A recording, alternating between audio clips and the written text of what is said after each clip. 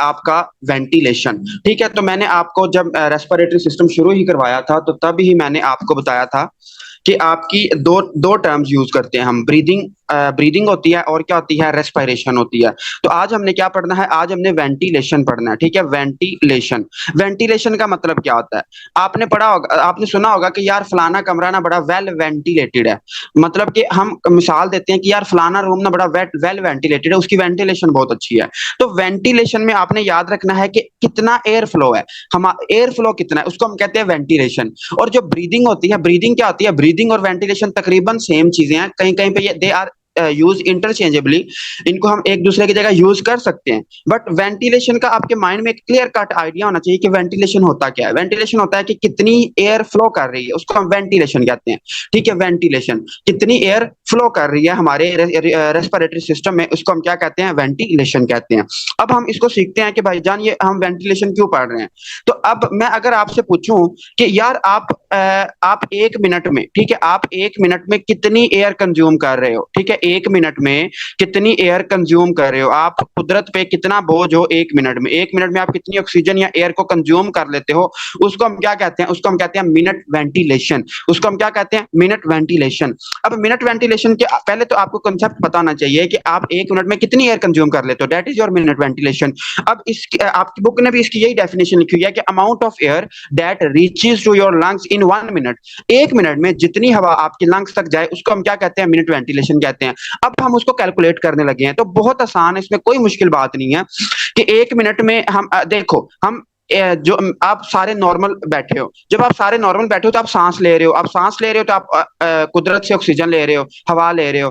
तो 1 मिनट में आप कितनी हवा लोगे तो उसको हमने कैलकुलेट करना है। अब सबसे आपको पता है कि जब आप रिलैक्स स्टेट में होते हो तो आप कितनी एयर कंज्यूम करते हो, that is your tidal volume. हमने तब पढ़ा था ना कि या हम इंस्पायर करें या एक्सपायर करें तो नॉर्मली जो हम करते हैं वो कितनी होती है, हाफ लीटर होती है, उसको हम क्या कहते हैं, टाइडल वॉल्यूम कहते हैं। अगर मैं एक टाइडल वॉल्यूम को मल्टीप्लाई कर दूं कि भाईजान मैं 1 मिनट में कितनी दफा सांस लेता हूं, माई रेस्पिरेटरी रेट, तो उस इन दोनों को जब मैं मल्टीप्लाई करूंगा तो मेरे पास क्या आ जाएगा, मिनट वेंटिलेशन। ठीक है, मेरे पास क्या आ जाएगा, मिनट वेंटिलेशन, कि मैं 1 मिनट में कितनी एयर कंज्यूम करता हूं। दोबारा सुने, एक सांस में मैं कितनी एयर अंदर लेके जाता हूं उसको मैंने मल्टीप्लाई किया है मैं कितनी दफा सांस लेता हूं। ठीक है, तो इन दोनों को जब हम मल्टीप्लाई करेंगे तो इससे हमें क्या मिलेगा, इससे हमें क्या मिलेगा, मिनट वेंटिलेशन मिलेगा। अब मैं आपके सामने कैलकुलेट करके दिखाता हूं। देखो, हमने पढ़ा था कि आप अगर नॉर्मल कंडीशन में बैठे हो तो आप कितनी सांस अंदर लेके जाते हो, डेट वाज योर 500 मिलीलीटर, या फिर इसको हम आधा लीटर भी कह सकते हैं, 0.5 लीटर भी कह सकते हैं। तो ये क्या है, 500 मिलीलीटर हम एयर एक सांस में अंदर लेके जाते हैं। और बहुत इंपॉर्टेंट एमसीक्यूज आपने याद रखना है कि भाईजान हम 1 मिनट में कितनी दफा सांस लेते हैं, तो हम 1 मिनट में 12 से 20 दफा सांस लेते हैं। तो अगर मैं 12 ही लिखूं, ठीक है, 12 5 60, 12 12 को हम मल्टीप्लाई करें किससे, 5 से, तो कितना आएगा, 60 आएगा। ठीक है, तो ये आ जाएगा 6000 मिलीलीटर। मतलब आप सारे एक नॉर्मल बंदे 1 मिनट में कितनी एयर कंज्यूम कर रहे हो, 6 लीटर। ठीक है, 6 लीटर। तो this is your minute ventilation. ठीक है, ये एक आसान सा इसका फार्मूला और कंसेप्ट है। अब इसमें हम इसके नॉर्मल वैल्यूज बहुत इंपॉर्टेंट है जो कि आपको एमसीक्यूज में आ सकती हैं। ठीक है, नॉर्मल वैल्यूज। अब नॉर्मल वैल्यूज क्या है, आपका टाइडल वॉल्यूम कितना होता है, 500 होता है, आपने ये याद रखना है, हाफ लीटर होता है। उसके बाद आप कितनी दफा 1 मिनट में सांस लेते हो, तो ये बहुत इंपॉर्टेंट बात है, ये एमसीक्यूज आ चुका हुआ है कि आप कितनी दफा सांस लेते हो 1 मिनट में, वो होती है 12 से 20 दफा। आप 1 मिनट में 12 से 20 दफा सांस लेते हो। उसके बाद फिर आ जाती है आपकी डेड स्पेस। ठीक है, डेड स्पेस कितनी होती है, मैंने आपको बताया था कितनी होती है, 150 मिलीलीटर होती है। अब डेड स्पेस क्या चीज है, हमने पढ़ा था कि जितनी हम ऑक्सीजन हम हवा अंदर लेके जाते हैं ना, ये सारी गैस एक्सचेंज के काम नहीं आती। इसमें से कुछ जाया हो जाती है, कुछ रास्ते में रह जाती है, कुछ एनाटॉमिकली डेड स्पेस को कवर करती है, उसको हम क्या कहते हैं, डेड स्पेस कहते हैं। और वो साइंटिस्ट ने कैलकुलेट की हुई है, कितनी है, 150 मिलीलीटर है। अब जरा मुझे बताएं कि मैं अगर 6 लीटर, अगर मैं 6 लीटर हवा अंदर लेके जा रहा हूं तो क्या मेरे गैसेस एक्सचेंज भी 6 लीटर होगा, क्या मेरे एल्वोलाई तक भी 6 लीटर ही हवा पहुंचेगी, जल्दी बताएं, आपको अभी पता चल जाता है कितनी समझ आई है। डॉक्टर मुकद्दस बिल्कुल सही बता रही हैं, बाकी क्या कहते हैं, डॉक्टर तहरीम भी सही बता रही हैं, जिशान अली, हाँ, तकरीबन सारे आप लोग सही बता रहे हो। कि जितना अगर मैं 6 लीटर हवा अंदर लेके जाता हूं तो मेरे एल्वोलाई तक 6 लीटर नहीं पहुंचेगी। क्यों नहीं पहुंचेगी? क्योंकि कुछ हवा रास्ते में रह जाती है और उसको हम क्या कहते हैं? डेड स्पेस कहते हैं। अब आप कहते हैं कि यार मैं ये चेक करना चाहता हूं कि मेरे एल्वोलाई तक, मेरे गैसेस एक्सचेंज के काम कितनी एयर आएगी। तो उसको हम क्या कहते हैं? उसको हम कहते हैं एल्वुलर वेंटिलेशन। ठीक है, एल्वुलर वेंटिलेशन। एल्वुलर वेंटिलेशन मतलब मेरे एल्वोलाई तक कितनी एयर पहुंचेगी, कितनी गैसेस एक्सचेंज होगी, उसको हम क्या कहते हैं? Alveolar ventilation. अब उसका फार्मूला क्या है? उसका भी सेम फार्मूला है। उसका भी सेम फार्मूला है। वो क्या है? देखो, वी ए का मतलब है alveolar ventilation is equal to, देखो अभी मैंने सांस कितनी ली? That was my tidal volume. ठीक है, वीटी टाइडल वॉल्यूम। इसको इस टाइडल वॉल्यूम से हम निकाल देंगे जो एयर जाया हो जाएगी, जो एयर रास्ते में रह जाएगी। और रास्ते में एयर कौन सी रह गई थी? हमारी वीडी, डेड स्पेस। इसको माइनस करके मैं मल्टीप्लाई कर दूंगा कि मैंने कितनी दफा सांस लिया। तो मैंने इस रेस्पिरेटरी रेट से मल्टीप्लाई कर दिया तो मेरी क्या आ जाएगी? Alveolar ventilation. अब आगे हम इसको कैलकुलेट कर लेते हैं। जो वीटी है वो कितना होता है? 500 होता है। और जो हमारे डेड स्पेस है वो कितनी होती है? 150 होती है। और इसको मैं मल्टीप्लाई कर दूंगा 12 से। ठीक है, तो इसका क्या आंसर आ जाएगा? इसका तकरीबन आंसर आता है 4.2 लीटर। ठीक है, 4.2 लीटर। आपने इसको चेक भी कर लेना है। फिर मैंने आपसे एक एमसीक्यूज पूछा था कल। मैंने कहा था मैं इसको दोबारा रिपीट भी करूंगा। मैंने कहा था कि आप नए नए डॉक्टर बन के गए किर्गिस्तान से और आप आईसीयू में बैठे हुए हैं। आपने क्या किया? आपके पास एक पेशेंट आ गया, आपने उसको वेंटिलेटर पे लगाना है। ठीक है, वेंटिलेटर पे लगाना है और आपने उसको ना उसको ऑक्सीजन देनी है। अब आपकी जो नाकस कैलकुलेशन है उसके मुताबिक आपने कैलकुलेट किया और आपने कहा कि चलो मैं इसको इस कंसंट्रेशन पे अगर ऑक्सीजन लगा दूं तो इस ये 6 लीटर ऑक्सीजन ले लेगा 1 मिनट में, क्योंकि नॉर्मल बंदा 6 लीटर लेता है 1 मिनट में। तो आप जो वेंटिलेटर पे पेशेंट है, आपने अपनी कैलकुलेशन की और वो 6 लीटर निकली। लेकिन आपने उसमें डेड स्पेस नहीं थी डाली। बट आपके जब जब प्रोफेसर साहब आए तो उन्होंने कहा कि ये तुमने क्या किया? उन्होंने जब कैलकुलेशन की तो उनको पता चला कि जो इसके एल्वोलाई हैं उस तक कितनी एयर पहुंच रही है? 4.2 लीटर। तो आपसे यूएसएमएलई में ये पूछा गया कि बताएं जरा कि इतना फर्क क्यों आया। तो आपने कहना है कि जो पहले हमने वैल्यू ली थी उसमें डेड स्पेस कैलकुलेट नहीं की गई थी, लेकिन जो प्रोफेसर साहब थे, जो बाद में बंदा आया था, उसने उसमें डेड स्पेस भी शामिल की थी, जिसकी वजह से फर्क आया है। ठीक है, तो इस तरह इसका एमसीक्यूज आएगा, वरना बाकी कॉन्सेप्ट आपके सामने है, इसमें कोई मसले वाली बात नहीं है। मिनट वेंटिलेशन क्या होती है कि 1 मिनट में जितनी मैं एयर कंज्यूम करूंगा, that is my minute ventilation. 1 minute में मेरे एल्वोलाई तक कितनी एयर पहुंचेगी? That is alveolar ventilation. और एल्वुलर वेंटिलेशन में हम क्या करते हैं? हम टाइडल वॉल्यूम से माइनस कर देते हैं किसको? डेड स्पेस को, वॉल्यूम को, जिससे हमारी 4.2 लीटर वैल्यू आ जाती है। हम मतलब 6 लीटर एयर अंदर लेके जाते हैं, जिसमें सिर्फ और सिर्फ क्या हमें 4.2 लीटर ही हमारे काम आती है, बाकी रास्ते में रह जाती है 1.8 लीटर। ठीक हो गया, इसमें कोई मसले वाली बात नहीं है, आसान बात है। हम आगे चलते हैं। अब आगे आपकी बुक ने जो लिखा हुआ है ना वो थोड़ा सा आपके लिए कंफ्यूजिंग हो सकता है, लेकिन मैं इसको कोशिश करूंगा आपके लिए इजी बनाऊंगा। ठीक है, ये थोड़ा सा ड्राई से है इसमें कॉन्सेप्ट, तो आपने इसको गौर से सुनना है। Lung and chest wall. ठीक है, lung and chest wall, lung and chest wall. ठीक हो गया, लंग एंड चेस्ट वॉल क्या होता है इसको हम समझते हैं। सबसे पहले उसने एक पहले ही बात क्लियर कर दी है कि ट्रेडिशनली हमारी रवायत ये चलती आ रही है ट्रेडिशनली कि हम क्या करते हैं, जो स्मॉल प्रेशर्स होते हैं, स्मॉल प्रेशर्स और जितने भी लंग प्रेशर्स हैं, लंग के जितने भी प्रेशर हैं वो हम किस में कैलकुलेट करते हैं? वो हम कैलकुलेट करते हैं सेंटीमीटर H2O। ठीक है, ये मतलब ये एक प्रेशर का यूनिट है सेंटीमीटर H2O। ठीक है, तो हम इसको इसमें प्रेजेंट करते हैं, ये हमारी रवायत चलती आ रही है। उसके बाद जो इसमें कॉन्सेप्ट है वो ये वाला है, इलास्टिक रिकॉइल। ठीक है, इलास्टिक रिकॉइल क्या होता है? इलास्टिक रिकॉइल क्या होता है? देखो, इलास्टिक का मतलब होता है लचक और रिकॉइल का मतलब होता है रिकॉइल होना। जिस तरह मतलब कि आप एक स्प्रिंग को खींचते हो और वो वापस अपनी शेप में आता है, इसको हम क्या कहते हैं कि वो रिकॉइल कर गया। तो अगर हमारी जो लंग्स हैं ये भी इसी तरह है। अगर हम इनमें, आपने देखा होगा अगर आपने कुर्बानी की है तो उसकी लंग्स में हम वो अक्सर बच्चे कर रहे होते हैं कि वो अंदर हवा भरते हैं और जब वो छोड़ते हैं तो हवा बाहर निकलती है। क्यों? क्योंकि जो हमारी लंग्स हैं they are spring like structure, they have elasticity, they have ability to recoil. ये रिकॉइल हो सकते हैं, जिस तरह एक स्प्रिंग रिकॉइल होता है हमारी लंग्स भी रिकॉइल हो सकती हैं। तो इसको हम कहते हैं इलास्टिक रिकॉइल। आई होप कि आपको थोड़ा थोड़ा सा समझ आ गया होगा। अब हम इसको समझते हैं कि आपकी बुक ने क्या लिखा है। आपकी बुक ने ये लिखा है कि टेंडेंसी ऑफ लंग्स, मतलब tendency of lungs to recoil, to recoil, ठीक है, tendency of lungs to recoil inward. आपकी लंग्स हमेशा क्या कोशिश करती हैं कि जिस तरह एक स्प्रिंग हमेशा रिकॉइल होने की कोशिश करता है, आपकी लंग्स भी क्या कोशिश करती हैं, आपकी लंग्स भी कोशिश कर, फर्ज करो ये आपकी लंग्स है, ये मेरी मुझसे लंग्स सही नहीं बनती, ठीक है, ये इस तरह आपकी फर्ज करो लंग्स है, मैंने बस एक रफ सी डायग्राम ही बनाई है इस तरह, ठीक है। अब ये क्या है, आपकी लंग्स हैं, आपकी लंग्स हमेशा क्या कोशिश करती हैं कि ये रिकॉइल हो जाएं, ये कोलैप्स कर जाएं, लेकिन ये कोलैप्स क्यों नहीं करती, आप सारे हेल्दी बंदे बैठे हो, ये कोलैप्स क्यों नहीं करती, हम ये अभी देखते हैं। आपकी जो लंग्स हैं देख ये कोशिश करती हैं इनवर्ट मूव करने की, बट जो आपकी चेस्ट कैविटी है, जो आपकी क्या है चेस्ट कैविटी, वो आउटवर्ड मूव करने की कोशिश करती है, आउटवर्ड, जिसकी वजह से ये दोनों फोर्सेस क्या हो जाती हैं, बैलेंस हो जाती हैं, और आप कोलैप्स नहीं करते, आप लोगों की डेथ नहीं होती, वरना आप लोगों की डेथ हो जाएगी। अब ये क्यों होता है, इसको हम समझते हैं। देखो ये आपकी बुक पे नहीं लिखा हुआ, लेकिन मैं आपको समझा देता हूं। जो आपकी लंग्स होती है ना, इनके इर्द गिर्द ना एक मेम्ब्रेन होती है, जिसको हम क्या कहते हैं, जिसको हम कहते हैं जी प्लूरा, ये मैंने जो रेड से बनाई है, ठीक है, इसको ध्यान से समझना, आपकी बुक पे नहीं लिखा हुआ। जो आपकी लंग्स होती है ना, लंग्स, लंग्स के इर्द गिर्द एक मेम्ब्रेन होती है, जिसको हम क्या कहते हैं, प्लूरा।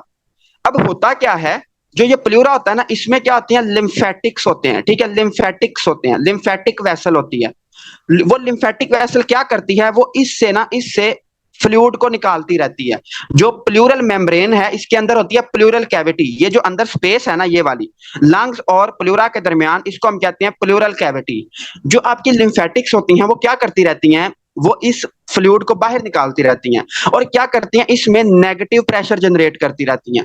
वो क्या करती हैं, वो नेगेटिव प्रेशर जनरेट करती रहती हैं। लिम्फेटिक्स क्या करती हैं, फ्लूइड बाहर निकालती रहती हैं, और क्या करती हैं, इसमें के अंदर नेगेटिव प्रेशर जनरेट करती हैं। जब नेगेटिव प्रेशर आता है, तो आपको पता है कि नेगेटिव प्रेशर, देखो बाहर की तरफ नेगेटिव प्रेशर है, लेकिन अंदर की तरफ पॉजिटिव प्रेशर है। तो इससे होता क्या है कि जब बाहर का नेगेटिव और अंदर का पॉजिटिव आपस में टकराते हैं, तो क्या प्रेशर जीरो हो जाता है, जिसकी वजह से आपकी लंग्स कोलैप्स नहीं करती। ये बहुत इंपॉर्टेंट कॉन्सेप्ट है, ये गाइटन में लिखा हुआ है, और आपकी गाइटन ने ये लिखा है कि -4 से लेके -8 तक आपका प्रेशर होता है। जो ये नेगेटिव प्रेशर होता है, ये -4 टू लेके -8 तक होता है। अब डॉक्टर मुकद्दस कह रही हैं, इसको दोबारा रिपीट कर दे, मैं इसको कर देता हूँ। देखो मैंने कहा, देखो हम इस तरह समझते हैं, ये आपकी क्या है, लंग है, ठीक है, ये लंग की दीवार है। मैंने जो रेड से बनाई है, रेड से बनाई है, ये क्या है, आपकी प्लूरा है, ठीक है, ये आपकी क्या है, प्लूरा, प्लूरा। इसके दरमियान जो मैंने ये स्प्रिंग नुमा स्ट्रक्चर बनाया है, ये क्या है, कैविटी है, ये खाली जगह है, ठीक है, ये है खाली जगह, और इसके अंदर ना फ्लूइड होता है, जिसको हम क्या कहते हैं, प्लूरल फ्लूइड कहते हैं, ठीक है, प्लूरल फ्लूइड कहते हैं। अब इसके अंदर ना आपकी एक वेसल होती है, लिम्फेटिक वेसल, ठीक है, आपने पढ़ा होगा कि लिम्फेटिक वेसल हमारी पूरी बॉडी में होती है। जो आपकी प्लूरल कैविटी होती है, इसके अंदर क्या होती है, लिम्फेटिक वेसल होती है, क्या होती है, लिम्फेटिक वेसल होती है। अब आपकी लिम्फेटिक वेसल क्या करती रहती है, हर वक्त क्या करती रहती है, वो जो ये प्लूरल कैविटी है ना, जो प्लूरल फ्लूइड है, इसको बाहर निकालती रहती है, बाहर निकालती रहती है। अब आपको पता है कि आप एक बोतल लें, और उसमें जब आप हवा को बाहर निकालेंगे, तो वो पिचक जाएगी, या फिर उसमें नेगेटिव प्रेशर जनरेट हो जाएगा, ऐसे ही होता है ना। यहाँ हम एक शॉपर लें, और उसमें उससे जब हम हवा बाहर निकालेंगे, तो वो कोलैप्स कर जाएगा, ठीक है। इसी तरह जब हम यहाँ से फ्लूइड को बाहर निकालते हैं, तो जो ये जगह होती है, इस जगह पे कौन सा प्रेशर जनरेट हो जाता है, नेगेटिव प्रेशर जनरेट हो जाता है। कौन सा प्रेशर, नेगेटिव प्रेशर। अब जो नेगेटिव प्रेशर होता है, वो आउटवर्ड होता है, वो बाहर की तरफ होता है, लेकिन जो लंग्स हैं, वो अंदर कोलैप्स करने की कोशिश कर रही हैं। लंग्स का है पॉजिटिव प्रेशर, और आपका जो प्लूरल कैविटी है, इसका है नेगेटिव प्रेशर। और आपकी गाइटन की बुक के मुताबिक -4 टू -8 नेगेटिव प्रेशर हो सकता है, -4 टू -8 नेगेटिव प्रेशर हो सकता है, किसका, प्लूरल कैविटी का। अब होता क्या है, आपकी लंग्स अंदर जाने की कोशिश कर रही हैं, प्लूरल कैविटी उसको बाहर खींचने की कोशिश कर रही है, जिससे आपकी लंग्स कोलैप्स नहीं करती, ठीक है। तो एक ये मैकेनिज्म है। अब जरा मुझे बताएं कि समझ आ गई है, डॉक्टर मुकद्दस, डॉक्टर लाइबा, तकरीबन बाकी बता दें सारे कि आपको ये कॉन्सेप्ट समझ आया है। यस, डॉक्टर मुकद्दस को समझ आ गया, तो मतलब बाकियों को भी आई होप कि समझ आ गया होगा। अगर नहीं आया तो आप मुझसे पूछ सकते हैं, ठीक है। हम आगे चलते हैं। अब मैंने कहा कि इलास्टिक रिकॉइल में होता क्या है कि आपकी जो लंग्स है, वो अंदर रिकॉइल करने की कोशिश करती हैं, आपकी जो चेस्ट कैविटी है, उसको बाहर खींचने की कोशिश करती है। अब ये कॉन्सेप्ट हमने कहाँ पे पढ़ा था, ये कॉन्सेप्ट हमने पढ़ा था FRC, ठीक है, FRC, ठीक है। पता नहीं अब आपने पढ़ा था तब या नहीं, लेकिन मैं आपको दोबारा बता दूं। जो आपकी एफआरसी है, फंक्शनल रेजिडुअल कैपेसिटी, मैंने कहा था कि आपकी जो लंग्स हैं वो फंक्शन किस पे करती हैं, वो फंक्शन करती हैं फंक्शनल रेजिडुअल कैपेसिटी पे। मतलब आप नॉर्मल बैठे हो, आप सांस बाहर निकालोगे, आप टाइडल वॉल्यूम को एक्सपायर करोगे जब, तो आपके आपकी जो लंग्स हैं वो किस पे आ जाती हैं, फंक्शनल रेजिडुअल कैपेसिटी पे आ जाती हैं। अब इसको हम दोबारा समझते हैं। फंक्शनल रेजिडुअल कैपेसिटी में कौन कौन सा वॉल्यूम था, आपका रेजिडुअल वॉल्यूम था, आपका एक्सपायरेटरी रिजर्व वॉल्यूम था। ठीक है, ये दोनों वॉल्यूम थे आपकी किसमें, एफआरसी में। ठीक है, ये मैं पढ़ाया था मैंने। अब होता क्या है एफआरसी में, देखो आप सारे एक दफा ऐसा करें कि नॉर्मल एक्सपायर करें, थोड़ा सा सांस बाहर निकालें। जब आप सांस बाहर निकालेंगे ना तो आपकी लंग्स किस पे आ जाएंगी, फंक्शनल रेजिडुअल कैपेसिटी पे आ जाएंगी। अब आप गौर करेंगे कि आपकी जो लंग्स का एल्वेलर प्रेशर है, देखो जब आपने सांस को बाहर निकाला तो आपकी जो एयरवे है वो ओपन है। एयरवे जब ओपन है तो बाहर एटमॉस्फेरिक प्रेशर कितना होता है, फर्ज करो कि हमारा जो एटमॉस्फेरिक प्रेशर है वो जीरो है। ठीक है, एटमॉस्फेरिक प्रेशर है जीरो। ठीक है, आज थोड़ा सा ये ड्राई सा टॉपिक है, इसलिए इसको ध्यान से समझ लेना। एटमॉस्फेरिक प्रेशर कितना है, जीरो। आपने सांस बाहर निकाला, अब आपकी एयरवे ओपन है, तो जितना एटमॉस्फेरिक प्रेशर है उतना ही आपके एल्वेलाई का प्रेशर होगा। एल्वेलाई का प्रेशर भी कितना होगा, जीरो होगा। जितना आपका एटमॉस्फेरिक प्रेशर है उतना ही आपके एल्वेलाई का प्रेशर होगा। इसको जो बीआरएस है उसने इस तरह लिखा है कि your alveoli will come at equilibrium with atmospheric pressure at functional residual capacity. जब आप फंक्शनल रेजिडुअल कैपेसिटी पे आपकी लंग्स आती हैं तो आपके जो एल्वेलाई होते हैं वो किसके बराबर आ जाते हैं, वो बराबर आ जाते हैं किसके, एटमॉस्फेरिक प्रेशर के, इक्विलिब्रियम में आ जाते हैं। ठीक है, अब इसको हम थोड़ा सा आगे और लेके चलते हैं। अब इसमें उसने लिखा है पीबी। ठीक है, पीबी वुड बी जीरो। इसको मैं समझाता हूं कि पीबी क्या चीज है। ठीक है, पीबी क्या है, PB is difference of pressure. देखो आपने पढ़ा है कि हमारी एयर से ज्यादा प्रेशर से कम प्रेशर की तरफ मूव करती है। अब जरा मुझे बताएं कि एफआरसी फंक्शनल रेजिडुअल कैपेसिटी पे आपकी एयर मूव करेगी या नहीं करेगी। आपकी जो एल्वेलाई है उसका भी प्रेशर जीरो है, आपका जो एटमॉस्फेरिक प्रेशर है उसका भी प्रेशर जीरो है। तो जरा मुझे बताएं कि एफआरसी पे आपकी एयर अंदर की तरफ मूव करेगी या नहीं करेगी। डॉक्टर मुदस्सर शहबाज, एक्सीलेंट, आप बिल्कुल सही बता रहे हैं कि आपकी एयर मूव नहीं करेगी। क्यों, क्योंकि दोनों का प्रेशर सेम है। फिर आपके आते हैं रेस्पिरेटरी मसल्स। ठीक है, रेस्पिरेटरी मसल्स। फिर आपका क्या आता है, डायफ्राम। डायफ्राम क्या होता है, डायफ्राम क्या करता है, डायफ्राम रिलैक्स करता है। ठीक है, डायफ्राम क्या करता है, सॉरी कॉन्ट्रैक्ट करता है। जब ये कॉन्ट्रैक्ट करता है, जब डायफ्राम कॉन्ट्रैक्ट करता है तो डायफ्राम इस शक्ल का होता है, लेकिन जब डायफ्राम कॉन्ट्रैक्ट करता है तो वो सीधा हो जाता है, वो नीचे की तरफ आ जाता है। जब नीचे की तरफ आता है तो आपकी जो चेस्ट कैविटी है, ध्यान से सुनना इसको, जो चेस्ट कैविटी है इसका इसका वॉल्यूम इंक्रीज हो जाता है। जब चेस्ट कैविटी का वॉल्यूम इंक्रीज हो जाता है तो आपका नेगेटिव प्रेशर और ज्यादा बढ़ जाता है। जब नेगेटिव प्रेशर और ज्यादा बढ़ता है तो देखो ये जो हाथ है ये मेरी चेस्ट कैविटी है, इसके अंदर ये लंग्स हैं। जब मैं ये चूंकि क्लोज्ड सिस्टम है तो जब मैं अपनी चेस्ट कैविटी को बढ़ाऊंगा, ये मैं इसको बाहर लेके जाऊंगा तो लंग्स के इर्द गिर्द नेगेटिव प्रेशर जनरेट होगा, जिसकी वजह से मेरी लंग्स क्या करेंगी, और ज्यादा फूल जाएंगी और ज्यादा इन्फ्लेट कर देंगी। इस तरह आपकी इंस्पायरेशन होती है। जब आप एफआरसी पे जाते हो आपका दोनों का एल्वेलाई और आपका एटमॉस्फेरिक प्रेशर दोनों का बराबर हो जाता है। उसके बाद जब आपके डायफ्राम कॉन्ट्रैक्ट करता है, वो नीचे जाता है, आपके जो रेस्पिरेटरी मसल्स हैं वो कॉन्ट्रैक्ट करते हैं और आपकी चेस्ट कैविटी का साइज इंक्रीज होता है। आपकी चेस्ट कैविटी के अंदर नेगेटिव प्रेशर जनरेट होता है, जिसकी वजह से आप इंस्पायर करते हो। ठीक है, ये एक नॉर्मल मैंने आपको फिनोमेना बताया है। आपकी बुक में थोड़ा सा कंफ्यूजिंग लिखा है लेकिन मैंने आपको सिंपल करके बताया। अब आपकी बुक ने ये लिखा हुआ है कि भाईजान जो आप एफआरसी है, एफआरसी पे क्या होता है, airway alveolar pressure equal to atmospheric pressure. ये बात आपको समझ आ गई है कि दोनों इक्वल कैसे होते हैं। And intra pleural pressure is negative preventing atelectasis. देखो जब आपके एल्वेलर और आपके जो एटमॉस्फेरिक प्रेशर में दोनों बराबर आ गए हैं तो आपकी लंग्स कोलैप्स होने से कौन चीज बचाती है, आपकी प्लूरल कैविटी, ये वाली जो मैंने ये बताया था कंसेप्ट कि ये चूंकि नेगेटिव होता है आपकी लंग्स को कोलैप्स नहीं करने देता। उसके बाद आपके उसने लिखा हुआ है कि जो आपका एफआरसी है, एफआरसी पे जितनी इनवर्ड फोर्स है वो बैलेंस हो जाती है किसके साथ, आउटवर्ड फोर्स के साथ। ठीक है, आउटवर्ड फोर्स के साथ। ये थोड़ा सा मुश्किल कंसेप्ट है, परेशान नहीं होना, लेकिन आपको ये तो समझ आ जाएगा इंशाल्लाह, उम्मीद है समझ आ जाएगा। ठीक है, तो जो इनवर्ड फोर्स है वो बैलेंस हो जाती है किसके साथ? आउटवर्ड फोर्स के साथ। ठीक है, ये हो गई सीधी सीधी बातें। ठीक है, तो अब जरा मुझे बता दें कि आपको इलास्टिक रिकॉइल की जो बुक पे लिखा हुआ है वो आपको समझ आ गई है या इसको मैं दोबारा बताऊं? जल्दी बताएं। डॉक्टर मुकद्दस बहुत इंटेलिजेंट है माशाल्लाह, तो उनको समझ आ गई है। डॉक्टर समीना भी इंटेलिजेंट हैं, तकरीबन सारी आप लोग इंटेलिजेंट हो, लेकिन आप कोशिश नहीं करते समझने की। तो तकरीबन सबको समझ आ गई है, सारे मुझे कह रहे हैं कि समझ आ गई है। ठीक है, हम आगे चलते हैं। अब हम आगे चलते हैं और आपकी बुक ने लिखी है एक टर्म कंप्लायंस। ठीक है, कंप्लायंस। तो कंप्लायंस हम सीवीएस में भी पढ़ते आ रहे हैं, अभी हम दोबारा इसको पढ़ेंगे इसके लंग्स के अंदाज से कि आपकी लंग्स की कंप्लायंस क्या होती है। ठीक है, तो इसको आपने क्या याद रखना है? मैंने इस तरह याद रखा है कि आप कितना स्ट्रेच कर सकते हो किसी चीज को, उसको हम कंप्लायंस कहते हैं। जैसे मैं आपको एग्जांपल देता हूं, आपके हाथ में एक रबर बैंड है। ठीक है, एक रबर है जो हम नोटों पे चढ़ाते हैं, और एक आपके हाथ में लकड़ी है। तो आप किसको ज्यादा स्ट्रेच कर सकते हो? रबर को। तो कंप्लायंस किसकी ज्यादा होगी? रबर की ज्यादा होगी, और लकड़ी की कम कंप्लायंस होगी। ठीक है, तो इस तरह आपने कंप्लायंस को याद रखना है। कंप्लायंस कहते हैं एबिलिटी, ठीक है, ability to stretch, ability to stretch. हम किसी चीज को कितना स्ट्रेच कर सकते हैं उसको हम क्या कहते हैं? कंप्लायंस कहते हैं। अब ये भी थोड़ा सा आपने ध्यान से सुनना है, आप परेशान हो जाओगे। देखो, आपकी जो लंग्स हैं, हम लंग्स पे क्या करते हैं? हम लंग्स पे प्रेशर अप्लाई करते हैं और वॉल्यूम चेंज आता है। ठीक है, इसी तरह ही है ना। और कंप्लायंस क्या है? Ability to stretch. अगर हमारी लंग्स बहुत आसानी से स्ट्रेच हो जाएंगी तो हम कहेंगे यार वाह वाह, बल्ले बल्ले बल्ले, बहुत अच्छी कंप्लायंस है।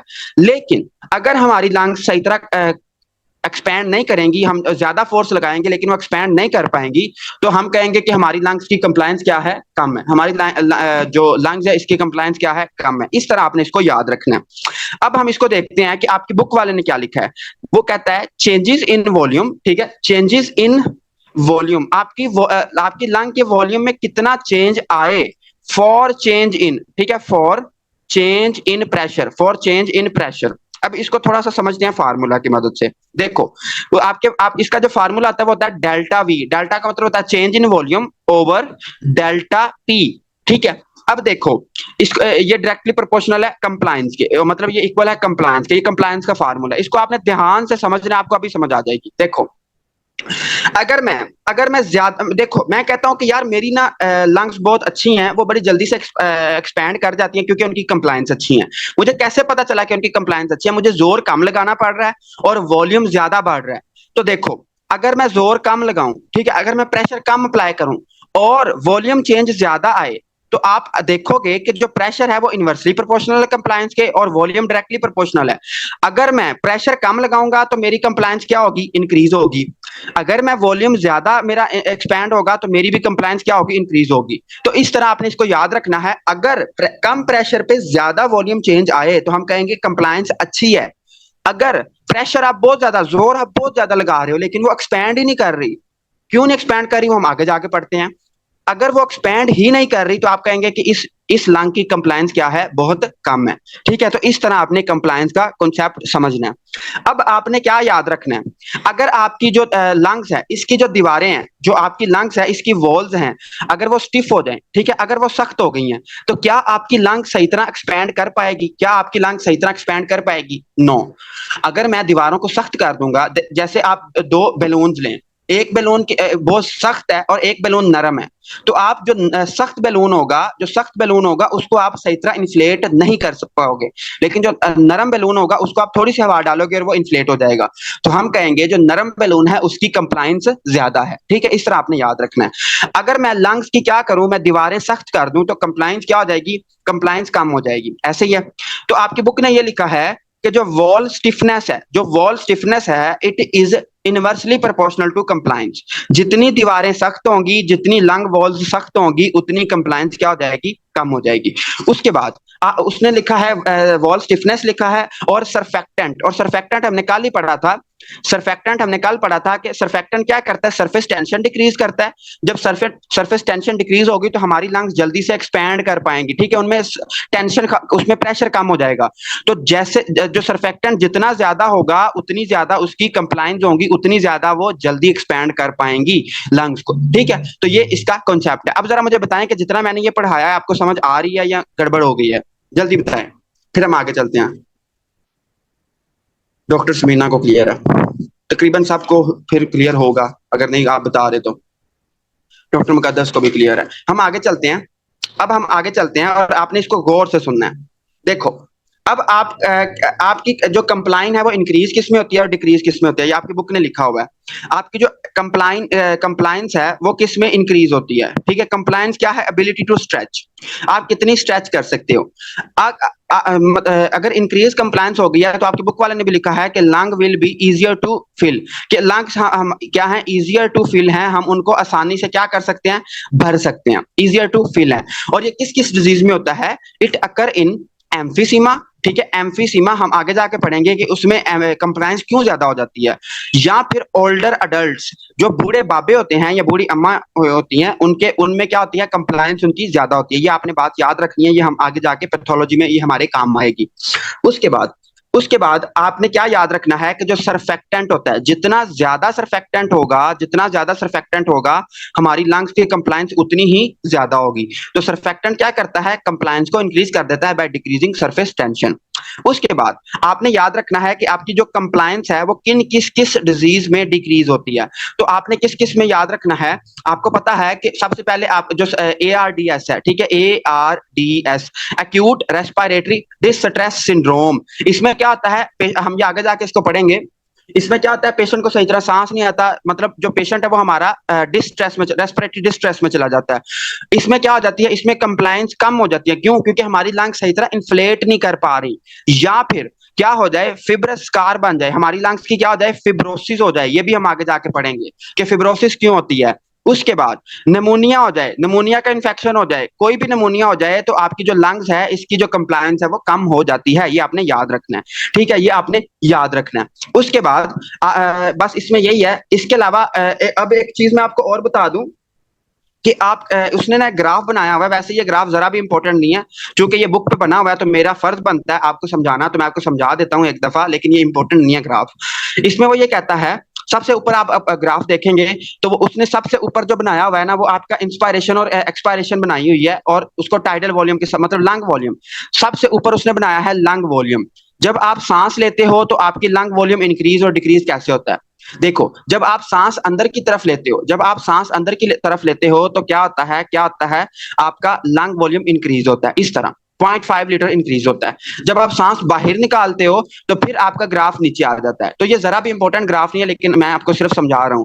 जब आप एक्सपायर कर लेते हो, टाइडल वॉल्यूम को एक्सपायर कर लेते हो, तो आपकी जो लंग है वो किस कैपेसिटी पे आ जाती है, वो आ जाती है FRC पे, ठीक है, फंक्शनल रेजिडुअल कैपेसिटी पे। ये हम पढ़ चुके हैं।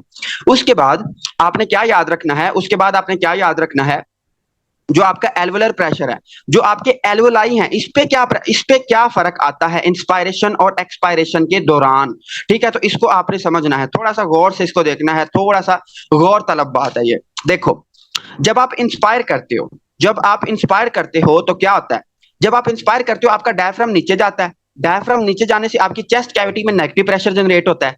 जब नेगेटिव प्रेशर जनरेट होता है तो वो एल्वुलाई, फर्ज करो ये एल्वुलाई है, जब नेगेटिव प्रेशर इस पे लगेगा तो ये क्या करेगा, इस ये फूलने की कोशिश करेगा, ये इन्फ्लेट होने की कोशिश करेगा। अगर ये इन्फ्लेट होने की कोशिश जब करेगा, इसकी मैं मिसाल इस तरह देता हूं, आपने दो गुब्बारे लेने हैं, दो बैलून्स लेने हैं, एक एक एक बैलून को दूसरे के अंदर डाल देना। आपने क्या करना है, आपने दोनों में हवा भरनी है। जो बड़े वाला बैलून होगा उसमें उसको जब आप एयर को इंक्रीज करोगे ना, तो जो उसके अंदर बैलून होगा वो भी थोड़ा सा उसका साइज इंक्रीज हो जाएगा। क्यों? क्योंकि उसमें नेगेटिव प्रेशर जनरेट हो जाता है। तो इसी तरह जब हमारी चेस्ट कैविटी क्या करती है, इन्फ्लेट करती है, तो हमारे एल्वेलाई में नेगेटिव प्रेशर जनरेट होता है ड्यूरिंग ड्यूरिंग इंस्पायरेशन। तो ये मैंने नेगेटिव प्रेशर जनरेट कर दिया, ये नेगेटिव प्रेशर है। लेकिन जब मैं एक्सपायर करता हूं, जब मैं बाहर निकालता हूं हवा को, तो मेरी जो चेस्ट कैविटी है वो लंग्स को दबाने की कोशिश करती है, एल्वेलाई को दबाने की कोशिश करती है, जिससे होता क्या है, मेरे एल्वेलाई में पॉजिटिव प्रेशर जनरेट होता है और आपका जो प्रेशर है वो इस तरह आता है। तो आपकी बुक ने भी इसी तरह बनाया हुआ है। ये है एल्वेलर प्रेशर का ग्राफ, सेकंड वाला। पहला क्या था, लंग वॉल्यूम का, दूसरा क्या है, एल्वेलर प्रेशर का। जब हम इंस्पायर करते हैं तो हमारे एल्वेलाई में नेगेटिव प्रेशर जनरेट आता है। जब मैं एक्सपायर करूंगा, बाहर निकालूंगा हवा को, तो क्या होगा, जो हमारा प्रेशर है वो पॉजिटिव की तरफ जाएगा। उसके बाद फिर मैंने क्या किया, फिर मैंने इंट्राप्लूरल, ठीक है, जो इंट्राप्लूरल प्रेशर होता है वो क्या होता है, वो आपका नेगेटिव ही होता है। वो मैंने बताया ना कि लिम्फेटिक्स ड्रेनेज होती है जिसकी वजह से वो हमेशा क्या रहता है, नेगेटिव रहता है। तो उसका ग्राफ कुछ इस तरह आएगा, ठीक है, उसका ग्राफ कुछ इस तरह आएगा। ठीक है, तो ये आपने याद रखना है। ये जरा भी इंपॉर्टेंट ग्राफ नहीं है, लेकिन आपकी चूंकि बुक पे बना हुआ है तो इसलिए मैं आपको बता देता हूँ। उसके बाद बहुत इंपॉर्टेंट कॉन्सेप्ट है और बच्चों को ये समझ नहीं आता कि हिस्टेरेसिस क्या होता है। तो आपने इसको ध्यान से सुनना है, आपकी पैथोफिजियोलॉजी का बहुत हॉट टॉपिक है ये, हिस्टेरेसिस। ठीक है, हिस्टेरेसिस, इसको आपने ध्यान से समझना है। देखो, आपने याद अब आपकी जो अकल है ना, अकल अकल वो ये कहती है कि जितनी फोर्स हम लंग्स को एक्सपैंड करने में लगाएंगे ना, जब लंग्स वापस रिकॉइल करेगी तो उतनी ही फोर्स वो हमें वापस कर देगी। मतलब आपने वो पढ़ा हुआ है ना उसका, न्यूटन का लॉ, कि action and reaction are always equal. लेकिन ऐसा हमारी लंग्स पे अप्लाई नहीं होता। हमारी लंग्स पे अप्लाई क्यों नहीं होता? क्योंकि हमारी लंग्स में होती है सरफेस टेंशन। ठीक है, इसको मैं थोड़ा सा समझाने की आपको कोशिश करता हूं, अगर आपको समझ आ गई तो। देखो, मैं इंस्पायर करता हूं, ठीक है, मैं इंस्पायर करता हूं, मैंने हवा अंदर लेके जानी है। ठीक है, मैंने लंग्स को क्या करना है, मैंने लंग्स को एक्सपैंड करना है, लंग्स को मैंने क्या करना है, एक्सपैंड करना है। ठीक है, मैंने लंग्स को एक्सपैंड करना है, मैंने इंस्पायर करना है। अब मुझे क्या क्या चाहिए, मुझे फोर्स चाहिए टू ओवरकम किसके लिए? एक तो मैंने अपनी लंग्स को इन्फ्लेट करना है, मुझे वो वाली फोर्स चाहिए।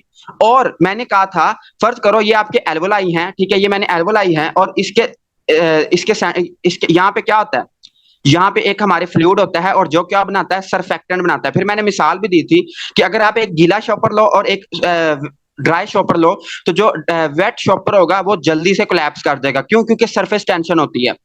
अब हमारी लंग्स जब हम इंस्पायर करते हैं ना, तो हमें ज्यादा जोर लगाना पड़ता है, लेकिन जब हम एक्सपायर करते हैं ना, तो आपकी जो कर्व है वो हमें जो लंग्स है उनको कम जोर लगाना पड़ता है। इसको हम ग्राफ की मदद से समझिए, फिर आपको समझ आएगी।